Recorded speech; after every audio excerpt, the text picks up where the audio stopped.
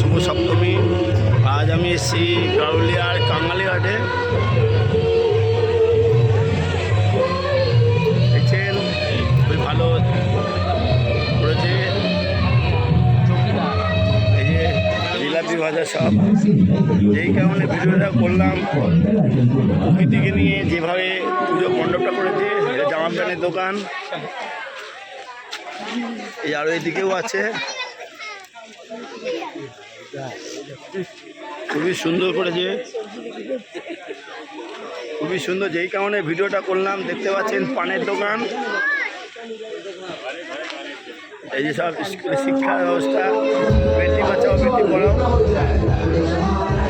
খুবই ভালো দৃশ্য। যেই কারণে ভিডিওটা করলাম, খুব সুন্দর লাগলো। তাই